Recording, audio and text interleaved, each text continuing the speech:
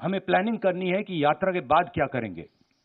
काफी लोगों ने कहा है ईस्ट वेस्ट यात्रा, कोई और कुछ और कह रहे हैं, और मैंने उनको जवाब दिया, देखिए ये जो हमारी यात्रा है ये हमें कुछ बताने की कोशिश कर रही है, ये हमें कुछ बोल रही है, और अगर हम उसको सुने बिना कुछ और काम करना शुरू कर दें कि भैया देखो यात्रा के बाद क्या होगा, तो एक प्रकार से ये जो हिंदुस्तान की आवाज है उसका अपमान है।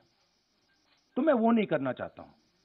रही बात विपक्ष की, मैं जानता हूं कि विपक्ष के नेता सारे के सारे हमारे साथ खड़े हैं, और वो मतलब वो क्लियरली हमें मालूम है। बट आज के हिंदुस्तान में कंपल्शंस भी होते हैं, पॉलिटिकल कंपल्शंस होते हैं, दूसरे कंपल्शंस होते हैं। तो मैं उस पर कमेंट नहीं करना चाहता हूं कि क्यों आ रहे हैं, क्यों नहीं आ रहा है, कौन आ रहा है, कौन नहीं आ रहा। बस मैं ये कहना चाहता हूं कि भारत जोड़ो यात्रा के दरवाजे जो भी भारत को जोड़ना चाहता है उसके लिए खुले हैं, किसी को हम रोकने वाले नहीं हैं। दूसरी बात, विचारधारा में सिमिलैरिटीज होती हैं। देखिए, नफरत और हिंसा और मोहब्बत में सिमिलैरिटी नहीं होती है, डायमेट्रिकली ऑपोजिट चीजें हैं।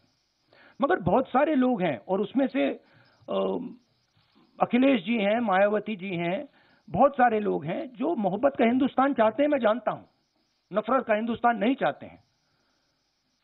तो रिश्ता तो है उनके साथ, आइडियोलॉजिकल रिश्ता, और भारत जोड़ने का और नफरत को मिटाने का रिश्ता है। आज तक से शुक्रिया।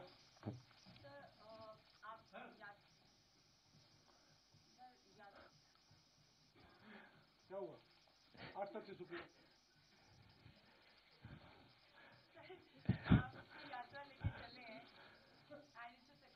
सरकार के फेलियर कितने नजर आए? बहुत सारे लोगों ने आपसे आके बातचीत किया, चाहे युवा हो, बेरोजगारी का मुद्दा हो, आर्म फोर्सेस के जो लोग आए थे, चाइना के मुद्दे पे बात करी, महंगाई का, महिलाएं आ रही बात कर रहे हैं। तो सरकार के क्या क्या फेलियर्स आपको मेजर जो है नजर आ रहे हैं पूरी यात्रा के दौरान? आपने मतलब 6-7 क्वेश्चन एक क्वेश्चन में पूछ लिया। देखिए, सबसे पहले मेरा लक्ष्य हिंदुस्तान को एक ऑल्टरनेटिव विजन देने का है, ऑल्टरनेटिव दृष्टिकोण देने का है, एक नया तरीका देने का है। सरकार की कमियां हैं, उसमें मैं आपको बता सकता हूं, बेरोजगारी, इकोनॉमिक मिसमैनेजमेंट, नोटबंदी, गलत जीएसटी, चाइना, ये कमियां हैं, गलतियां की हैं। मगर मेरी अप्रोच यात्रा के साथ यह है कि हम हिंदुस्तान को एक सोचने का, जीने का नया तरीका देने की कोशिश कर रहे हैं। तो अगर आप डिटेल चाहते हैं तो आप मुझसे पूछिए, चाइना के बारे में पूछिए, शायद आप वो ना पूछें, पता नहीं, बाकी चीजों के बारे में पूछ सकते हैं, बट ब्रॉडली ये है। पीटीआई भाषा से अनवरुल हक।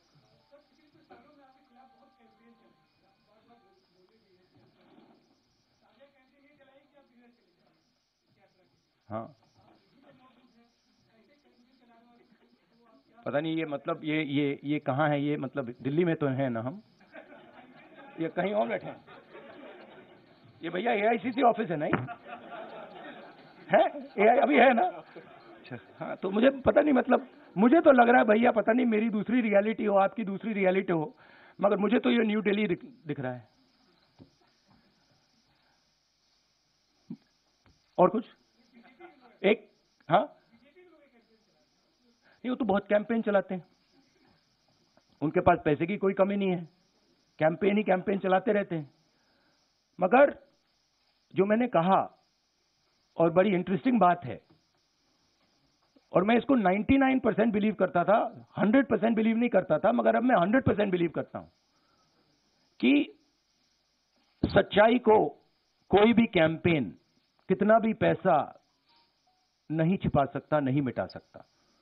तो ये मेरे लिए बहुत मतलब इंटरेस्टिंग ऑब्जर्वेशन है।